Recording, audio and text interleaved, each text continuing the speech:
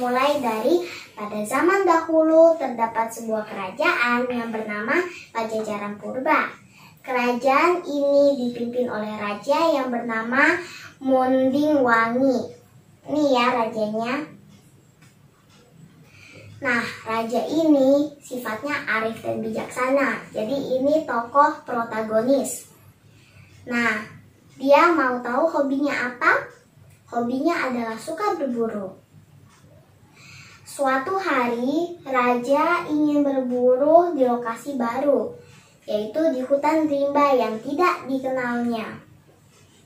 Akibatnya, raja pun tersesat di hutan tersebut. Dia berputar-putar untuk mencari jalan keluar, tetapi tidak juga ketemu. Pada saat dia sedang mencari jalan keluar, dia bertemu dengan putri cantik jelita penguasa hutan tersebut. Putri itu berkata, dia bersedia membantu raja, tetapi dengan syarat Raja Mundingwangi harus menikah dengan putri tersebut. Raja yang mendengar persyaratan tersebut menyetujuinya, dan kemudian dia tinggal di istana sang putri. Nih, istananya itu ada di hutan rimba yang tadi. Cantik ya, megah. Nah, setelah beberapa hari lamanya, raja pun merasa itu sudah waktunya untuk pulang kembali ke kerajaannya. Ia pun datang ke istrinya untuk menagih janjinya. Kepulangan sang raja disambut oleh rakyat Pajajaran dengan sangat gembira. Nih, mereka mengira rajanya telah tewas pada saat berburu. Mereka pun mengadakan pesta yang besar-besaran dan juga sangat meriah untuk menyambut kepulangan Raja Mundingwangi. Nah, pada suatu malam, dia mendengar suara tangisan bayi pada saat dia tidur. Kemudian dia pergi keluar untuk mengecek. Ternyata ada bayi yang menangis tergeletak di pojok taman. Ini ya. Pada saat dia menggendong bayi tersebut, tiba-tiba muncul gadis yang cantik. Dan itu adalah istrinya. Sang istri berkata kepada suami bahwa itu adalah anak mereka. Dia ingin anak yatim dibesarkan di kalangan manusia, karena ternyata sang istri berasal dari kalangan siluman. Nah, kemudian sang istri pun menghilang. Raja sangat kebingungan, tetapi ia melakukan amanah tersebut. Ia membesarkan bayi itu di kerajaan dan diberi nama Putri Kandita. Putri Kandita tumbuh menjadi gadis yang sangat cantik jelita, bahkan dapat melebihi kecantikan ibunya, dan juga dia sangat baik hati. Nah, teman-teman, seiring bertambahnya usia, Raja Mundingwangi sudah bertambah tua. Dia ingin memberikan tahta kerajaan kepada anak keturunannya. Tetapi ia bersedih karena dia tidak memiliki seorang putra. Demi mewujudkan keinginannya, ia pun menikah lagi. Dia menikah dengan Dewi Mutiara atas persetujuan putrinya, yaitu Putri Kandita. Nah, setelah beberapa waktu, Dewi Mutiara mengandung seorang putra. Nah, tapi dengan alasan ngidam calon putra, dia memohon banyak permintaan kepada sang raja. Misalnya, sang selir berkata, "Aku ingin makan makanan istimewa di kerajaan setiap hari. Ini permintaan anak di dalam kandunganku." Sang raja pun menjawab, "Baiklah, aku akan menyuruh mereka untuk memasak makanan istimewa setiap hari." Dewi Mutiara selalu meminta permintaan aneh-aneh, sehingga suatu hari Dewi Mutiara memohon permintaan lagi kepada raja. ia ingin Putri Kandita diusir dari istana. Tetapi raja menolak karena dia sangat menyayangi putrinya. Mendengar jawaban tersebut, Dewi Mutiara sangat marah dan kecewa karena permintaannya tidak dituruti. Dia mencari segala cara untuk menyingkirkan Putri Kandita. Suatu hari, ia mengajak penyihir untuk bertemu. Mereka bertemu di belakang taman istana. Kemudian Dewi Mutiara berkata, "Jika kamu bisa membuat Putri Kandita menjadi putri buruk rupa dan sangat bau, aku akan memberimu hadiah yang sangat besar." Kemudian penyihir langsung melaksanakan tugasnya. Nah, malam pun tiba. Putri Kandita telah tertidur lelap. Kemudian penyihir segera melaksanakan tugasnya. Tiba-tiba muncul angin dari jendela Putri Kandita. Angin itu berbau busuk, baunya mirip seperti bangkai. Nah, tapi Putri Kandita tidak mencium bau tersebut karena dia telah tertidur lelap. Keesokan harinya, pada saat Putri Kandita bangun, dia terkejut dan berteriak histeris. Kenapa di seluruh tubuhku ada kudis?" Dia sangat sedih. Kasihan ya teman-teman. Nah, raja mendengar tentang itu dan dia mencari banyak tabib untuk menyembuhkan penyakit Putri Kandita. Tetapi tidak ada satupun tabib yang dapat menyembuhkan Putri Kandita. Ada salah satu tabib yang berkata bahwa penyakit itu bukanlah penyakit biasa.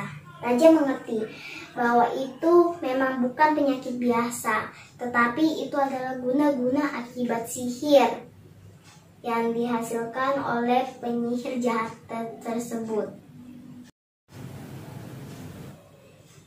Dewi Mutiara memanfaatkan penyakit Putri untuk menghasut sang raja. Nah, Dewi Mutiara menuduh bahwa Putri Kandita akan membawa kesialan bagi seluruh rakyat Pajajaran. Sang raja pun merenungkan kalimat itu. Dengan berat hati dan takut akan menimbulkan gosip tentang Putri, dia pun menyuruh Putri untuk pergi. Tetapi mungkin saja sang raja menyuruh Putri untuk pergi ke hutan rimba yang pernah dikunjunginya dan bertemu dengan ibunya. Nah teman-teman, Putri Kandita pun melaksanakan pesan yang diberikan ayahnya untuk pergi ke tempat ibunya. Nih gambarnya. Putri berjalan seorang diri meninggalkan istana dengan perasaan yang sangat sedih dan kecewa. Tetapi ia tidak menyimpan dendam kepada orang yang membencinya, karena ia yakin Tuhan akan membalas semua perbuatan jahat mereka. Kemudian sang putri pun melanjutkan perjalanannya sambil menangis. Nah, kemudian dia tiba di Gunung Kombang.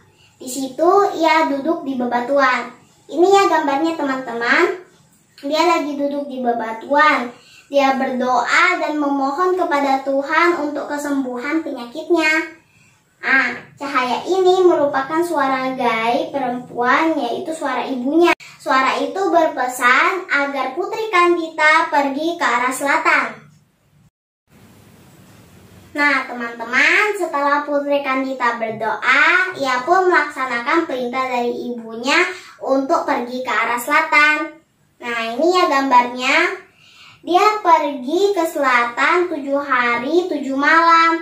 Lama banget ya, kasihan. Tetapi Putri Kandita tetap semangat untuk sampai ke arah selatan. Nah, setibanya di sana, dia pun memandangi luasnya lautan. Tetapi dia mendengar lagi suara gaib ibunya yang berpesan agar Putri Kandita menceburkan diri ke dalam laut. Ini ya gambarnya. Tanpa ragu, Putri pun langsung menceburkan diri ke dalam laut. Wah, keren ya. Nah, kudis-kudis yang ada di tubuhnya seketika langsung menghilang. Tidak ada bekas satupun. Putri pun kulitnya yang awalnya dipenuhi kudis menjadi sangat mulus. Dan wajahnya bertambah cantik loh. Lihat ini. Wah, cantik banget ya. Aku jadi kepingin punya wajah seperti dia. Kalian juga pasti mau kan? Nah, teman-teman, selain Putri Kandita mendapatkan wajah yang cantik jelita dan mendapatkan kulit yang kembali mulus, Putri Kandita juga mendapat kesaktian loh. Kesaktiannya luar biasa. Bahkan kesaktiannya itu melebihi kekuatan manusia. Wah, keren banget ya. Kalian ingat tidak yang cerita di awalnya? Ibunya itu berasal dari kalangan siluman. Nah, ibunya mempunyai kesaktian, yaitu dapat mengubah dirinya menjadi gadis yang sangat cantik.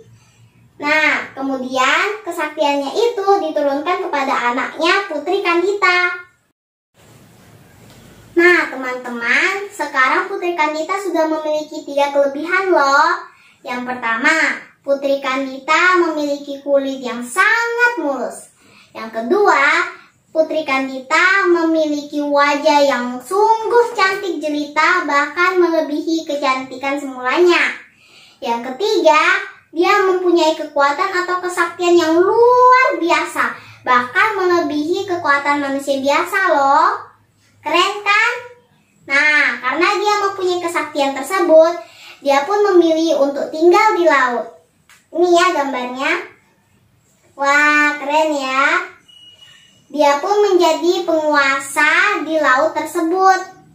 Dia mendirikan kerajaan yang megah, kokoh, indah, dan berwibawa dengan ribuan pasukan. Wah, pasukannya banyak banget ya. Bahkan melebihi kerajaan ayahnya. Nah, ini dia gambarnya. Kerajaannya bagus sekali ya. Nah, Putri Kandita sekarang dikenal sebagai Nyi Roro Kidul, sang ratu penguasa Laut Selatan. Nah, teman-teman, coba lihat gambar yang di tengah ini. Nah, cerita Nyi Roro Kidul itu ada pesan. Kalau kalian ingin berkunjung ke pantai Laut Selatan yang kini dikenal dengan nama Pantai Pelabuhan Ratu, Pantai Pelabuhan Ratu itu adalah salah satu tempat wisata yang berada di Jawa Barat. Kalau kalian misalnya ingin berlibur ke Jawa Barat dan berkunjung ke Pantai Pelabuhan Ratu, maka kalian tidak boleh mengenakan baju berwarna hijau. Jika kalian mengenakan baju berwarna hijau, maka kalian akan terseret oleh ganasnya ombak laut dan kalian akan meninggal deh. Nah, warna hijau itu merupakan busana kebesaran sang ratu Nyi Roro Kidul. Jadi di tempat itu hanya Ratu Nyi Roro Kidul yang boleh memakai baju warna hijau kebesaran sang ratu. Nah, teman-teman, diingat-ingat ya pesan ceritanya yang tadi. Kalau kalian ingin berwisata ke Pantai Pelabuhan Ratu, kalian tidak boleh mengenakan baju berwarna hijau. Semua pengunjung wisata tidak boleh menggunakan baju berwarna hijau, karena nanti kalian malah terseret ombak deh. Pulangnya malah tinggal nama. Oke teman-teman, coba lihat yang gambar ketiga. Konon Pantai Pelabuhan Ratu menjadi tempat persinggahan Nyi Roro Kidul. Nyi Roro Kidul menampakkan diri sambil mengendarai kereta kencana. Wah, anggun banget ya.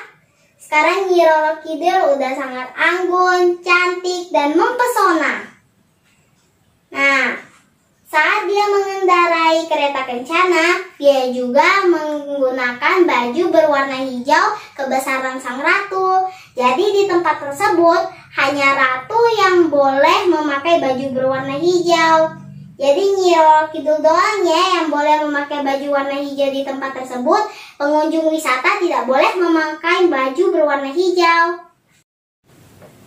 Teman-teman, sudah selesai cerita dongeng saya yang berjudul Nyi Roro Kidul Sang Ratu Pantai Selatan.